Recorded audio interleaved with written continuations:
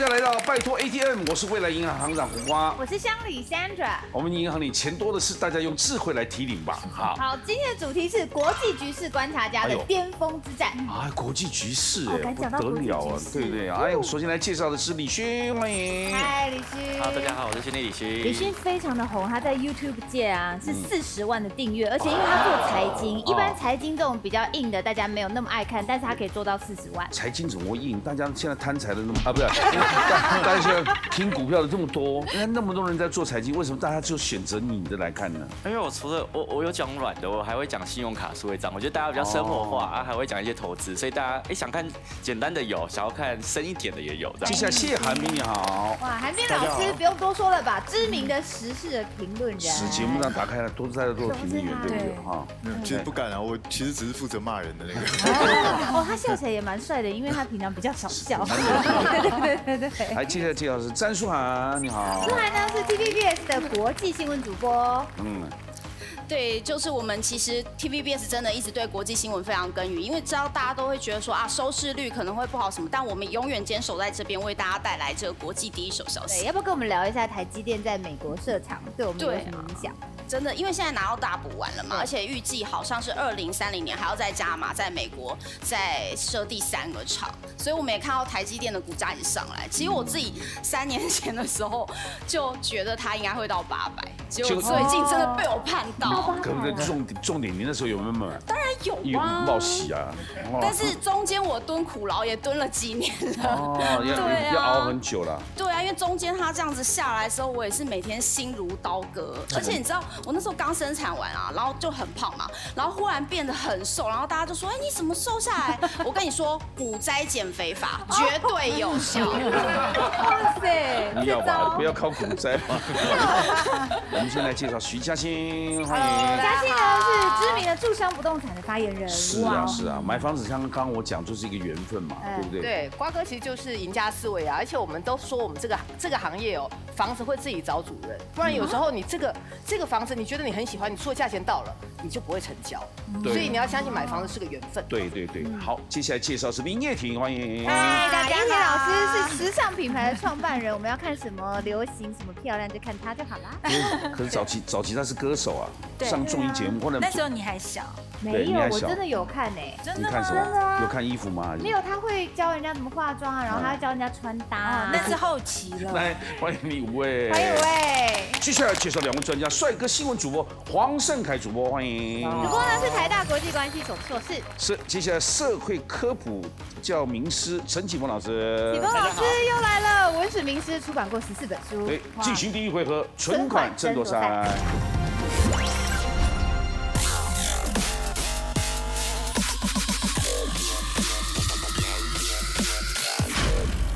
存款争夺赛，欢迎各位来到未来银行。这一回合呢，大家抢答之后轮流作答，每一个答案是2000元。这一回合总共有5万元，抢完为止，大家加油。第1回合呢是由我们黄胜凯主播来举圈或叉 ，Sandra， 请出题。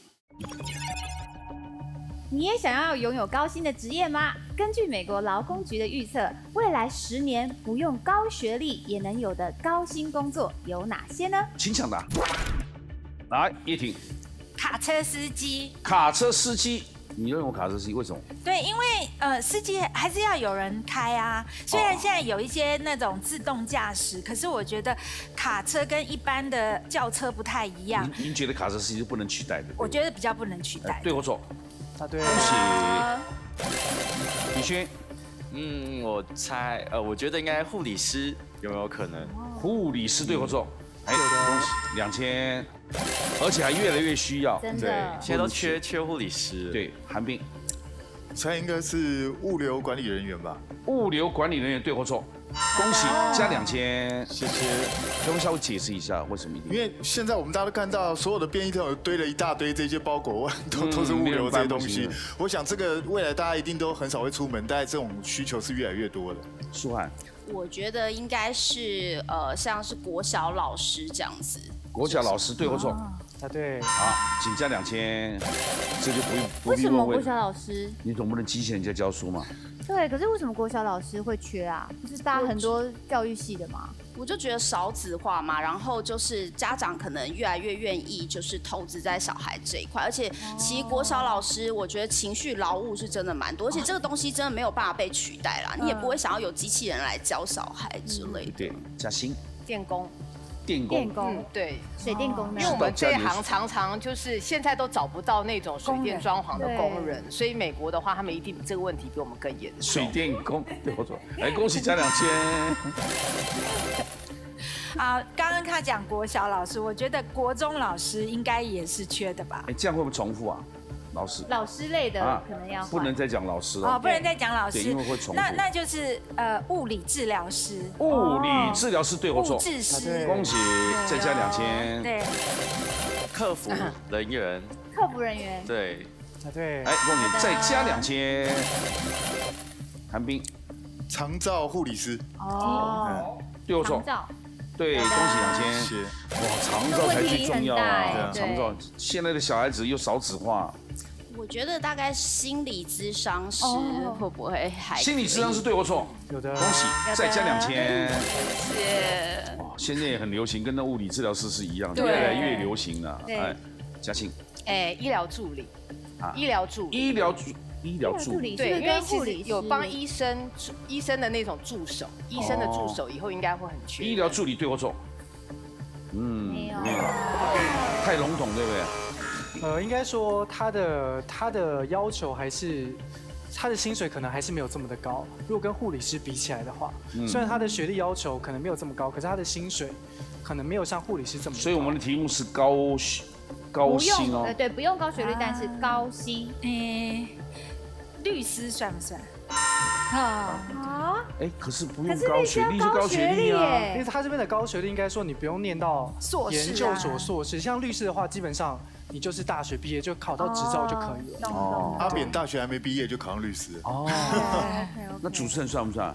主持人没有被列在里面，我没有考100多分。我是有高学历啦，我没有啊，考100多。但你高薪呢？对啊，说不用高学历有高薪。好适合你哦。啊，未来是吧？啊，未来10年。你的意思说我是过去了吗？你这个说话稍微注意一下好。是，来，请加2000。好，来，刚刚讲到房子，我想要可能工地的建筑工人，哦哦，工人对，很对我错缺对，缺工。加2000。韩冰，软体测试开发人员，对或错？有的，恭喜。哦，软体测试，对，可能程式可以用机器写，但是还是人的创意发想比较对，重来，请加要。2000。舒涵，我觉得应该是像能源管理或者是这种发电厂的人员等等的，对。对或错？没有，没有。没有。那用电脑控制就可以了啦。对，发电厂人员好像电脑控制。电脑就控制可以，对就好像现在很多外国农民在洒水、灌溉都是用机器的嘛。对，来，接下来叶婷，开飞机的，以后飞机也可能无人驾驶哦。对，真的假的？这么危险啊？但是感觉危险。其实我听说机师在上面已经都是自动也都没驾驶对啊，啊，它自动导航，它就对出去吃饭没错，了睡觉啊，它只有起飞降落的时候需要人需坐在那边要人，现在很科技，这样呢？对哦，盯着，对懂对，好，接下来销售代表类似业务这种哦，工作的，业务，对我错，对，哎，请加2000，人跟人之间还是讲那种对见面的情一感，份情感，还没对，人力资源师，找人的啦，那人力资源师就是111那种，对啊，猎人头啊还是这些东 headhunter 西那种，那必须要用人去了。对对，好，来，请加2000。嘉欣啊，不，嘉欣不行。来，李欣，开心的李欣，不知道。我想一下哦，会计算吗？会计，会计，对或错？恭喜加2000。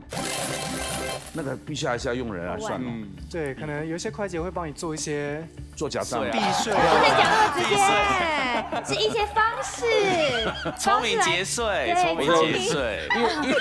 因为电脑不懂你要干嘛嘛，你必须要用人讲。电脑太正派了。我跟你讲，电脑，我跟你讲，就不能做真的哦，要做假的。What？来加2000，加过了，来，韩冰，工地管理，恭喜加2000。好，刚提到物理治疗师，我想说按摩师会不会也会是一个按摩的吗职业吗？哎，恭喜加2000，不可能用机器人按呐而，且可能越按越贵哦。越按越贵。OK， get 到了求你，get 到了。哦啊！那哇，越来越难讲。对，那当然。心理治疗，健康咨商师吗？啊，什么？健康咨商，错，没有他了。讲的就是营养师的嘛。对，剩下你了，哦，还可以继续，对不可以对？因为你没差，还1000，我现在可以到这个。我们要把它抢完。那工程师呢？工程师对我说，哎，也有请加2000。哦工程师就像他刚刚讲，你要设计更厉害的，你还是需要啊人去设定这个。来，请继续。还要继续？有一个答案你们都没有。我真想不出来。什么呢，团长？山里我还有一个答案一定对的，嘿，饮水人哦，饮水人，一个月70几万薪水。对啊哦，他不很危险的需要高学历，那个工作他需要经验。对，对，好，来行长加2000。哎，谢谢。说要加，从来没加到我口袋里面。好，我们总共抢了3万6嘞，还有补充的吗，老师？其实刚刚都讲的差不多，其实就是未来你必须要报酬率高的职业，就是你不能被 AI 取代。所以像是我的职业主播就不在上面，因为很有可能会被取代。那刚刚其实那个桑里有好奇说，哎，老师怎么会在上面？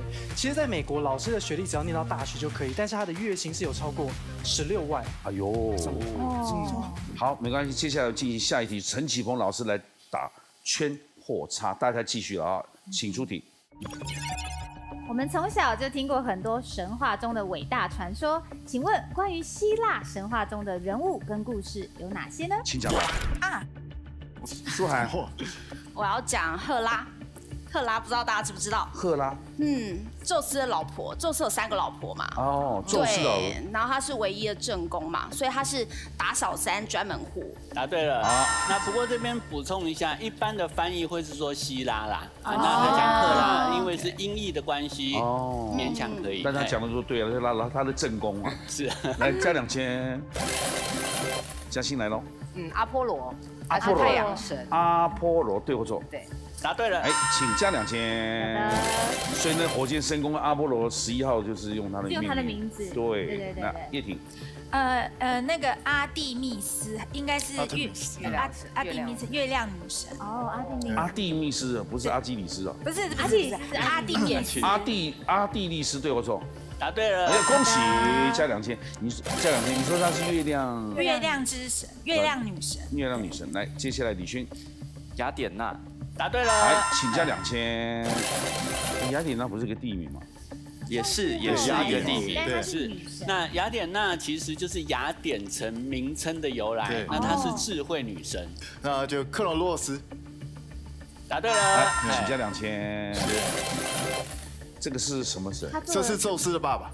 哦，所以宙斯常常被他爸爸揍死啊。不是，他是唯一一个没被他爸爸吃掉。啊，这样哦，对，哎呀，他还有个弟弟是地狱的嘛，哈，对，那个宙斯的弟，对，黑帝斯，还有另外一个是波塞冬，对，我们都把它讲完了，这些都不能讲了，舒涵哭了，舒涵剩2个了，不用多讲了，就讲很多。那我来讲那个众神之中的军火商好了，火神菲斯特托斯吗？我不确定他的音译应该是什么。火神对或错？答对了，加2000，厉害耶！嘉欣还剩最后一个，我跟你讲，卖车不是有卖车吗？对，我有另外一个答案。你讲。对，我想要讲的是那个神使，米赫斯。那他是就是应该是说他是发明那个钻木取火的那个就是神，对。钻木取火不是伏羲氏吗？我以为啊，不是。所以你答案是米赫斯。米赫斯对或错？答错了，名称讲错了，名称应该叫什么？反正不能用嘛，你讲。对。荷米斯才对，对，正好反过来，对。那他是著名的神使啊，就是说，因为他有一双飞鞋，可以为众神传递消息或物件。那由于那个我们常讲救人如救火，所以他的代表那个有长翅膀的双舌杖也成为医学界的代表。那如果是来到现代的话，应该会成为外送之神吧？哦，或者是 DHL 那种，对，很快快递的哈。对，叶婷，这一个那个战争之神阿瑞斯。哦，战争之神阿瑞斯，对我错，答对了。来，2000。那其实呢，希腊众神很多，我们一般所知道的就是奥林帕斯的12主神，但是像刚才韩冰所说的那个冥界之神黑帝斯也算。那另外就是在宙斯之前还有泰坦巨神，那些也都算进去。那我本来以为大家会讲爱神丘比特，结果没人讲，还好不讲，因为这个丘比特他其实是罗马神话的神明。所以没算，它其实不一样，希腊那种不一样。对，还有那个蛇，看到它会变石头那个叫对，那蛇王希腊瓜哥讲对，就是说在希腊神话之中，那个梅杜莎，就是看着他的眼睛会变石头石化的那个也可以。那5万块都抢完喽，那我们接下来进行第2轮，赢者全拿。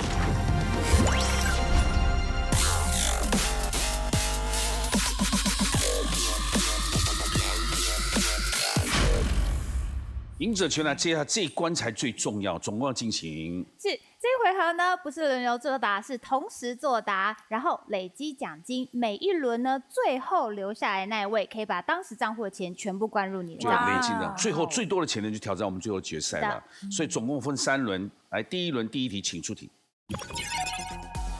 台湾人出国度假疯购物，请问根据哪个国家统计，台湾人在地消费金额高居各国旅客冠军 ？A. 日本 B. 南韩。请作答 A 或 B。一致的选择 A。是的。那叶婷是常常去日本的啦，她日本专家嘛，来请说。对，其实我这个话题我一直有在关注，因为其实就是因为大家现在都到日本消费了，所以呢，我们有很多，我们都进日本品牌，也有进韩国品牌，可是就发现说，很多主顾客都会说，因为我最近要去日本，所以我要去日本买，所以我觉得一直很关注说，台湾人去日本都买什么？其实真的买药、买衣服、买什么都可以买，还买房子，买房子。所以最近因为日币跌成这样，对，所以我觉得日本应该是各国游客冠军。我儿子念高中的时候，我还带他去日本，到那个101大楼看年轻人服装，他都很瘦的，每件衣服都不能穿了。以前啦，对，你是讲以前嘛？对，很早了。但现在有了，你比如说表参道啊那些衣服，对，现在其实衣服也开始展开，因为以前呢，日本的服装是满足日本人就已经业绩就很好，所以他们现在很多品牌都要满足游客的需求，所以慢慢也会做一些尺寸的调整。是，正确答案是。日本其实2023年呢，访日游客最多的不是我们哦，是南韩，有将近700万人次，比2022年呢大增6倍多。这是为什么？是因为南韩总统呢，尹锡烈呢跟日本首相他们最近大和解了，他们政治关系变好，所以游客就变多了。所以其实访日本最多的是南韩哦，再来才是我们420万人。那中国243万人，香港211万人。虽然我们的游客没有比南韩多，但是我们消费力是世界第1的，我们贡献了1700亿的台币，太强了。对，然后我们买最多的是什么？零食啊、药啊、服饰。来5000块，一个人代表1000，马上就累积了5000。你们现在很清楚，你们合作一直累积，一定会最后一个获胜，钱就灌到你账户。哇！第2题，请出题。根据哈佛大学研究，向别人提出请求时，多加上哪2个字，成功几率会多出50%？ A. 拜托 B. 因为。请作答。好。我们节目叫什么？拜托 ATM。哇，你们居然通通给我写因为。真的假的？也有选 A 啊。是，舒涵。我希望你成功。我就觉得好像动之以情吧。拜托啦，拜托。而且我觉得有时候你如果讲出来，因为就你可能讲一个理由嘛，那我觉得那关我什么事？我有时候就会觉得，那还不如你诉求这个情感面。韩冰，来请说。因为我觉得拜托就是你只是在求他，那这个是对对方未必有利的。可是我讲因为是我是有道理的，对，大家都互相得利。因为我觉得讲拜托会让人家第一直觉感觉，你在情勒我吗？所以如果说我先讲一些原因，后面再讲一些，可能对你好处，或者对你其实没有那么大的影响的话，其实我觉得相对来说，你前面先放软，后面搞我就答应。好，请公布正确解答。正确答案是 B， 因为研究发现，因为这2个字非常具说服力。那他们是怎么做实验的呢？研究人员呢在图书馆，大家在排很多人在用印表机的时候，然后就想要插队，可不可以让我先用啊？那测试的来说，如果我只是一直讲拜托，那个几率不大。但我如果有说可不可以让我先用，因为怎么样的时候，因为这2个字会让本来在使用印表机的人停下来聆听，所以因为是这个可以具有说服力的词汇哦。那成功几率整整提高了1半。对啊，比如你上厕所排队拜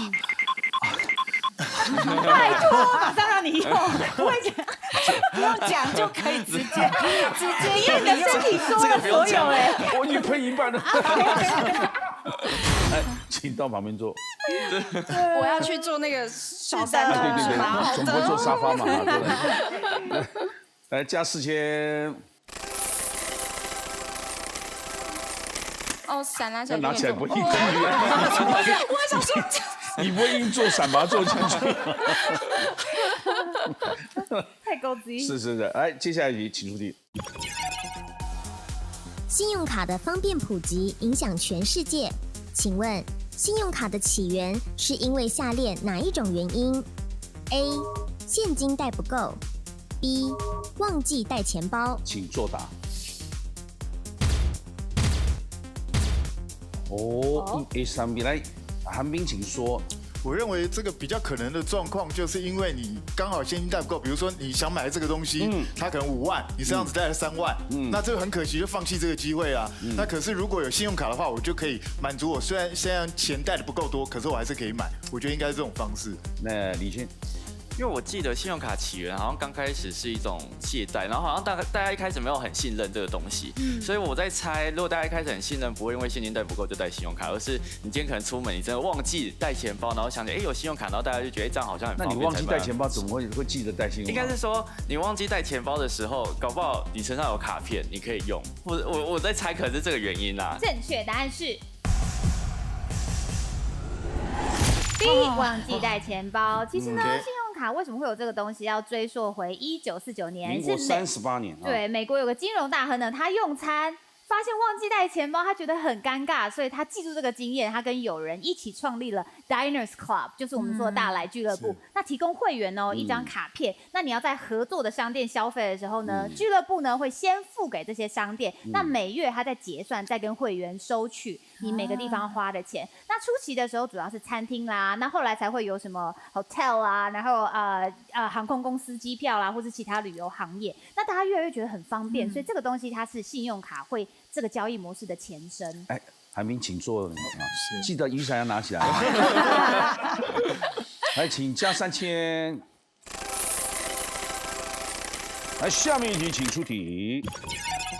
发烧生病好痛苦，请问感冒病毒最容易传染的是什么时候 ？A. 感冒中期 ，B. 感冒后期。请作答。好，叶婷，请说。因为我记得，我得到 COVID 的时候啊，然后那时候到后面，其实就说感染力没有那么重了。虽然你可能还有验出可是它是感冒跟 COVID。COVID 应该也是一种感冒吧？啊，现在把它想成是严重的感冒。对啦，对啦，所以我会觉得像所以逻辑性就是觉得是中期。对，所以我觉得中期可能病毒量是比较多的。嘉欣。这是我随便猜的，因为我觉得他应该是最后要去寻找新的宿主了吧，所以赶快就找一个地方先传染。正确答案是 A，感冒的中期。中期其实中段的时候是体内病毒量最多的时候，我们最不舒服的时候，症状高峰期，它的传染力是最强的，又咳嗽又飞沫。快要好的时候，其实它是有个逻辑的，就是你快要好的时候呢，你觉得好像已经减轻，快要好了，那你就自己比较不戴口罩，你比较会去外面爬照，所以这个时候你被感染，其他人被感染的几率比较大。但是就病毒量来说的话，其实是感冒的中期，它是传染力最强。所以有感冒快要好，传染力最强，这种也有这种说法吗？有，对，广为流传。来，请加1000。等于这一轮是13000累进到叶婷，请入你的账户。棒棒，马上变成2万3。好赚，好赚。来，2位请回来。我们要进行第2轮，总共有3轮，做一次。对，所以奖金还未必是知道谁，3轮才知道谁是最厉害的。还有机会哦。第2轮请出题。近年兴起一种名叫地上权住宅的选择，房价通常比较低。请问地上权住宅是什么 ？A. 名下没有土地产权 ；B. 不能盖地下室。请作答。好，嘉欣来说就比较快了。好。简单说的话，地上权就是它只能够拥有土地的一个权利，所以你等于说应该只能在土地上面去新建房子，但是你有土地的权利的。可是我们一般来说的话，地上权你大概就是支付地租给这个地主，有一点点像是租房子就是租土地跟人家租土地，但是你其实是可以在上面有一个比较长的使用权。那以台湾来说，现在多数跟政府做地上权的住宅大概是50年或70年。正确答案是。名下没有土地的产权，其实地上权的住宅跟一般住宅最明显的差异在于它是有使用期限的。那地上权的住宅呢，是建商向国产署标下土地，那用来新建住宅，像是跟政府长期的合作、长期的承租啊。对，那其实它的用法跟一般住宅没有什么差异，只是说它名下是没有这个土地产权的。那因为没有土地，所以地上权的住宅的价格呢也会比较便宜，大概只有周围房价的70%甚至更低。但是呢，它是有年限的，所以就像刚刚嘉欣说的是50年，但是法规修改之后可以拉长到70年。那时间到了怎么办呢？可能就拆掉，理想上还回去，或是如果上面东西还能用的话呢，会直接转移登记为国有。我们要加5000。下一题请出题。掀起2战的纳粹领袖希特勒，原本梦想是做什么，却怎么都考不上专科学校而放弃 ？A. 画家 B. 医生。请作答。通通选择的画家韩冰。他本来就是梦想成为一个画家，然后那时候一直就是有做很多画，然后想要去上那个学校。那但是呢，他一直被打枪，那为什么呢？因为老师觉得他的画比较像是商业作品，就是比较没有灵魂在里头，所以就一直觉得说你不适合这个行业，所以他后来很生气，就反而去做了更可怕的事情。如果他比毕卡索更有名，就不会有那么多人死了。哎呀，对不对？真的不一样了。对或错？正确答案是。画家，其实他非常想要考上那个维也纳美术学院哦。其实他有第一次成功通过初试，可是复试的时候，老师跟他说：“你的绘画技巧差强人意，没有灵魂，所以就拒绝录取。”那第二次呢，连初试都没有过，他被刷下来。所以呢，他在一战结束之后加入了德意志工人党。那所以这个党呢是被希特勒一手带起的政党。所以想想啦，他从街头的鲁蛇画家，然后变成政治家希特勒，那1933年正式成为德国总理。那我们应该找那个招生委员出来讲啊。对呀，是他害的，不是吗？维也纳美术学院，快出来说！来加5000，1万哦，累进很快了。下面你请出题。许多年轻世代爱看心灵鸡汤文章，请问根据加拿大研究，爱看这类文章的人通常有什么情况？ A. 智商越低 B. 共感能力越高。请作答。好，大家答案不一样哦。叶婷选择 B， 来，请说。天哪，那我也蛮喜欢看的，但是我又发现，好像因为我觉得共感能力就是你看他们这些文章的时候，你会投入那个角色，对，所以我会觉得应该应该是共感能力越高的人，他就想要。比如说你生活中没有这样子的经历，那你就想要看这样子的文章来感受这种心情。对。现在很多啊，超多。那网络打出来就是说那都是屁话呢。但是你心灵脆弱的时候，你有感动。我觉得我好像有看过报道，对，就类似，就是说喜欢看这个的人，智商低的。有一些特征，但我不确定。对啦，我还是不敢就这么铁口直断。但我觉得我好像看过这样的报道。要我选，我也会选 A， 我不知道答案哪。那你爱看吗？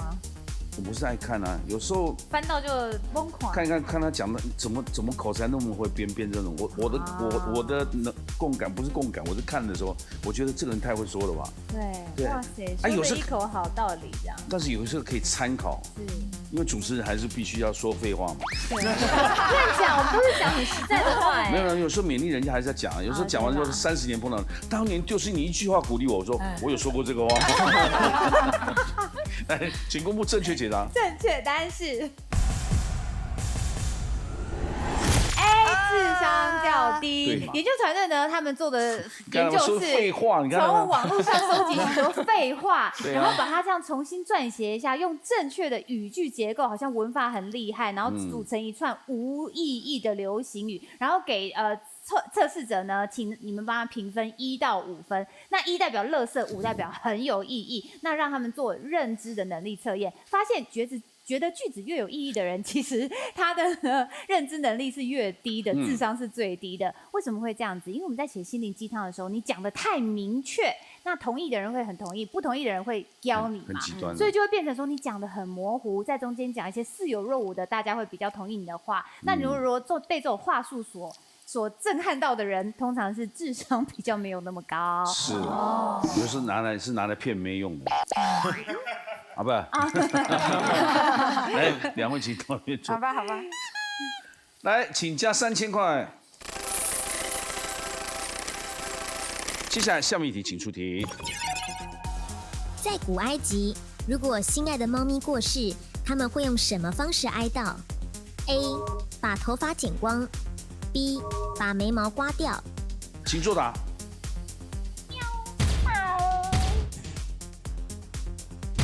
哟，好，独排众议，舒涵，请说。我自己比较不能忍受没有眉毛，我觉得头发好像还可以接受，我头型还蛮美的，剪光哎。可是你想，对了，他讲没有，如果眉毛剪掉，头发可以盖起来啊。刘海对。如果你头发都剃光了，我自己觉得眉毛很重要，因为我不喜欢自己没有眉毛的样子。所以你要把头发剃掉可以。戴帽子，对，而且因为他们不是都会戴那个吗？就是头饰还是什么的，古埃及的那种。对，就是那种法老还是什么会戴那种。我自己这样觉得。那我现在好像想，就是埃及有一些画或者什么男生好像本来就没什么头发或者光头，所以搞不好他们就已经没头发可以剃了，那是不是就剃眉毛？我来猜啊。来，请公布正确解答。正确答案是。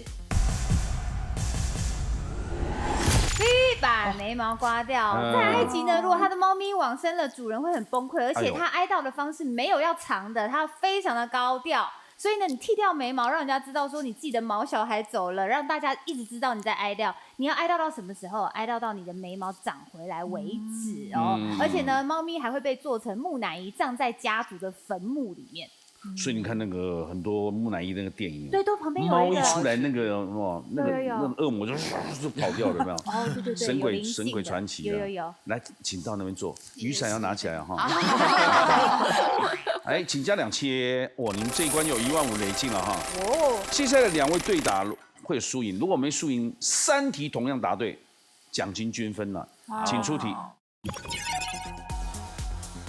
明初哪位文坛名人酷爱打麻将，甚至将打麻将视为创作灵感的来源之一 ？A. 徐志摩 B. 梁启超，请作答。哎呀，等你来加一，两个都选择同样的梁启超，为什么？徐志摩都在谈恋爱，我觉得徐志摩应该是谈恋爱是他的创作灵感的来源吧，比较像，对不对？哦，好，请公布正确解答。正确答案是 B 梁启超。不过我会选那个徐志摩。为什么？志摩。有道理哦，就在名字里面，以前为什对不对？么不叫胡了，或叫做我摸了，叫志摩？也没叫启超，对对不对？就是徐志摩了。没有，但是没想到是梁启超。是梁启超呢？志摩可以吧？不行吧？好，梁启超呢，他又名饮冰室的主人，他是清末民初非常有名的政治家跟文学家哦。当时他有一句名言，他说：“只有读书可以忘记打麻将，只有打麻将可以忘记读书。”可以想见麻将对他的魅力有多大，甚至他常常一摸麻将，觉得灵感就来了。对，能忘掉一切的烦恼。你也是这样吗？就是。来，2位请加2000。好，下面题请出题。金氏世界纪录认证的旅游好去处，请问下列哪个台湾景点还曾经获得金氏世界纪录 ？A. 双星石户 B. 高跟鞋教堂。请作答。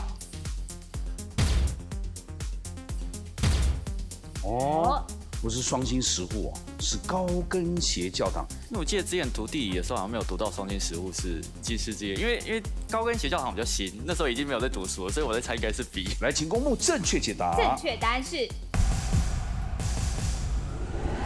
B 高跟鞋的教堂。在嘉义布袋的高跟鞋教堂呢，在2016年获得金氏世界纪录认证，是全世界最大的高跟鞋型建筑物。请加2000 19000。你们连续答对2题喽。第3题如果2个都答对，均分；2个都答错，累进到下一轮。请出题。在美剧中常会听见 "You are the goat"， 请问 "goat" 在这个时候代表什么意思 ？A. 史上最棒的 B. 很好欺负的。请作答。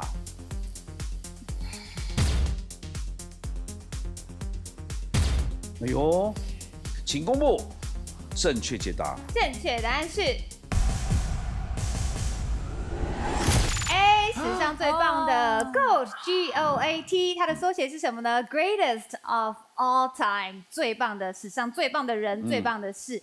那以后大家会觉得，GOAT 很好玩哦，是个山羊，所以也会传山羊的表情符号来代表史上最棒哦。为什么山羊认为是最棒？因为它刚好 greatest of all time， 然后 GOAT 这个刚好结合在一起 ，GOAT 就是山羊的意思。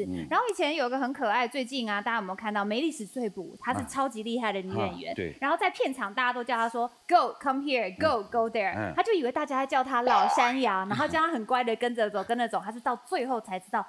原来 GOAT 是在说我很棒，他是最棒的。对啊，你们也是最棒的，把奖金累积到下一轮。来，3位请回来进行第3轮。所以19000放在那边哦，继续加了。第3轮决胜题啦。第1题，请出题。根据搜寻引擎公布，2024年的全球消费者会比较愿意把钱花在哪里？这个项目消费成长最高 ？A. 摘星美食 B. 旅游行程。请作答。韩冰跟别人不一样，你有机会全拿哦。哇！你说？我觉得我好像猜错，不过我是觉得说，因为在之前疫情的关系嘛，全球大家都没办法出去旅游，所以现在终于比较开放一点了，所以大家就旅游大爆发嘛，所以我认为应该旅游行程大家可能更愿意花更多的钱。你也提。因为我觉得旅游以前大家就会花钱去旅游了，但是摘星的美食，我觉得是最近这1-2年大家特别的重视，觉得说我去旅游一定要做一件事情，就是我要去东京的什么哪一间米其林餐厅。他们去之前就已经把它已经要订好，而且都要先订哦。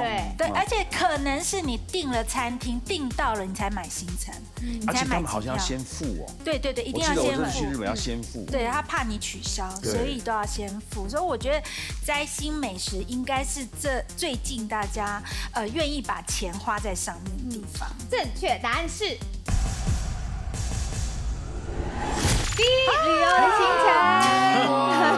雅虎呢发布2024的消费趋势洞察报告，潜力商品啊、消费决策跟平台技术这3个面向提出了5大趋势，那可以帮助品牌啊跟零售业来布局未来的发展。那其实呢，大家会非常 care 体验式这样子的感受。那体验式消费呢？全球数据发现啊，机票、住宿、邮轮、计程车、电影跟 live 活动这6大体验式的消费支出明显的成长了。那里面最高的话呢，就是旅游。虽然呢，这高物价带来生活压力，但是大家会更注重这种去体验式而得到的生活品质。果然嘛，你看不到最后不知道谁赢啊，再加1000，因为只有1个人答对嘛。是。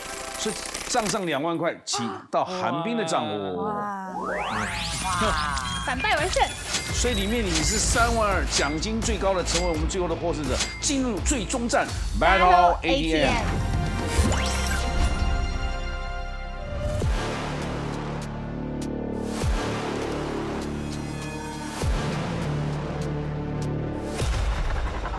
恭喜韩冰兄啊！今天可以领3万2000块来提款卡，有机会哦。谢谢。听说你是中文系的啊？对，我是中文系。而且记者以前常常写字，对不对？对，我们以前最早我刚开始跑新闻的时候，那时候还不是用打字，是直接写手写稿。所以有机会。你看我们上次请那个高中生，脑筋其实根本不是一般凡人，非常厉害，但是就是卡在写字这一块。字很简单的，小学的程度啊，不是中学的程度，他这样压力更大，等下写不出来。请插卡。好，韩冰挑战，金库请开，里面有3万20您的奖金，请看密码提示。密码呢有2组，分别是总笔画61画的韩冰拿奖金，或是总笔画38画的乐透中头奖。我们先看韩冰拿奖金有哪4个字成语呢？大概囊中之物，胜券在握，实至名归。实至名归啊！好，乐透中头奖，春秋大梦。他是已经中了呢，他是已经中了，不是笑形呢。对，中了，所以不能说春秋大梦啊。美梦成真，不行。梦想实现。有。对。他开始在想了。他已经在想了。你有想到这都有哪些4个字？所以这个笔画好难凑哦，因为我光看那个61啊，我那61你分成4个字，每一个字平均都要10几画以上。对，这个有这么复杂的成语。你先选择你要挑战的好不好？对，你请选择。我选韩冰拿奖金啊。请锁定韩冰拿奖金。接下来我们来看他没有选的乐透中头奖38万是哪4个字，请公布。好，梦寐以求，这个妹我不会写哦。你刚刚选这个哈？对，这个好像比较简单。韩冰拿奖金，请公布题目。踌躇满志。计时开始，请消除。2、3、4、5、6、7、8、9、10、11、12、13、14、15、16、17。这边。17啦，你是17啦。17，对。第2个。清楚。踌躇哇，除。3、4、5、6、7、8、9、10、11、12、13、14、15、16。笔画。16来，清楚了哈。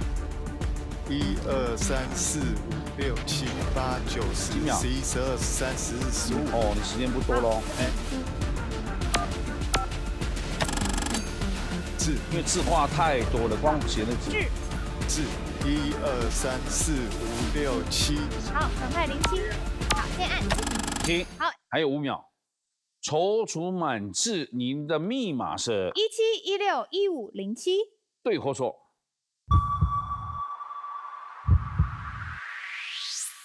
这一看就是错的。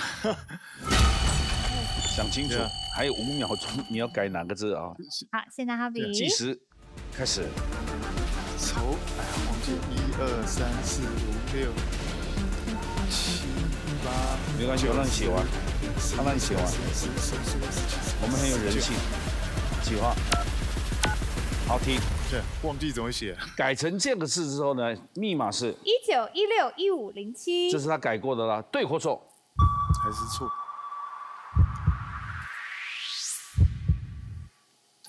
可惜啦。来，这个字蛮难写的。对。来，我们看看正确解答。你看都是竹字部，都是竹字部。忘记那个竹字部。对。通常成语就会2个一样，都会有一个部首。对，差蛮多的。可惜失败了，请关闭金库。谢谢韩冰兄，谢谢王贤，谢谢。啊。选到梦寐以求，那这是真的叫梦寐以求了，真的，那就是真正的乐透得奖。不过筹资那个这个筹资满纸，这个故事应该由你来好好来解说一下。其实这个故事，他是讲庖丁解牛那个时候，他在运用他那个刀法啊，他非常顺畅，轻松自在。对，就是完全就由他所驾驭，就形容一个人就是胜券在握，所有的东西全部都被他掌握在手中。又从容又有自信。对。其实也不用讲的这么难，就是瓜哥拿麦克风嘛。是，这样就轻松多了，这样了解。不过瓜哥，你记不记得你上次有另外一个节目的时候，我也是拿冠军，结果也是没得。也是带在这个节日。哎呀，那你运气不好。来，谢谢大家今天参与，晚上8点锁定，拜托 ATM 把智慧变现，谢谢大家，谢谢你，谢谢你，谢谢你，谢谢王哥，谢谢改天再聊，感谢大家。